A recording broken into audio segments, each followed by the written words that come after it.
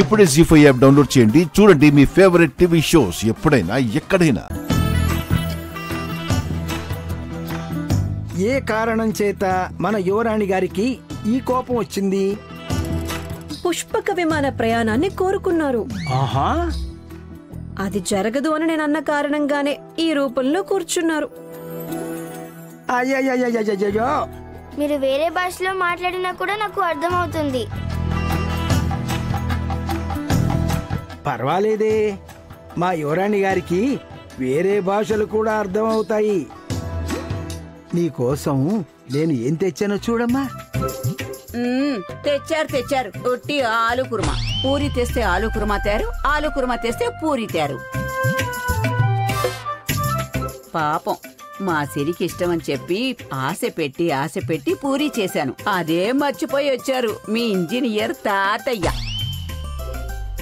ఓహోహో, చూసారా నాన్న ఎంతసేపు అలిగి కూర్చుంది. అమ్మమ్మ మాట విన్న వెంటనే కిసి కిసి అంటూ నవ్వుతున్నావా? నేను తను క్లోజ్ ఫ్రెండ్స్ కదా తల్లి. ఏమైంది బంగారు తల్లి, ఎందుకు అలిగి కూర్చున్నావు? మీరు ఎందుకు అని అడిగితే ఇప్పుడు భోజనం చేయడానికి అల్లరి చేస్తుందంతే. ఓ అవునా, రామా మనకెందుకు వీళ్ళతో స్నేహం?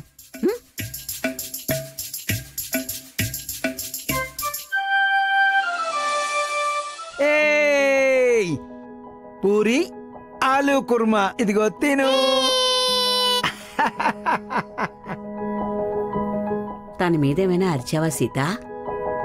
అలాంటిదేమీ లేదమ్మా. పాపం పిల్ల పెరుగుతుంది కదా, అన్నీ కొత్తగా అనిపిస్తున్నాయి. చుట్టుముట్టు వాళ్ళందరూ ఏదో కొత్త రకంగా కనిపిస్తుంటారు. తాను ఏమనుకుంటుందో ఏమో. ఆ పిల్ల మీద ఏం అరవకమ్మా. అమ్మా, నేనెందుకు దాని మీద అరుస్తాను? తను అడిగినవన్నీ నేను చేయలేకపోతున్నాను అని నా మీద నాకే కోపం వస్తుంది. తను ఏ విషయంలోనూ ఏ రకంగా బాధపడ్డం నేను కూడా చూడలేను కదా. రేపు తనని నేను బయటకు తీసుకెళ్తున్నాను. వినిపించింది. రేపు మనం బయటకు వెళ్తున్నాము. చూసావా అమ్మా, మనం మాట్లాడుకుంటున్నవన్నీ కూడా అక్కడి నుంచి ఎలా వింటుందో. యువరానికి అంత సామర్థ్యం ఉండాలి కదా. నేనేమి కావాలని వినలేదు తెలుసా, పూరి తినేటప్పుడు వినిపించింది. ఓ సరే తిను. సీతమ్మ, నిజంగానే మనం రేపు బయటకు వెళ్తున్నామా? అయితే వెళ్తున్నామని పింకీ ప్రామిస్ చెయ్యి.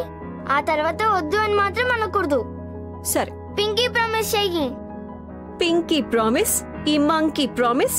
మనం రేపు బయటికి వెళ్తున్నాం.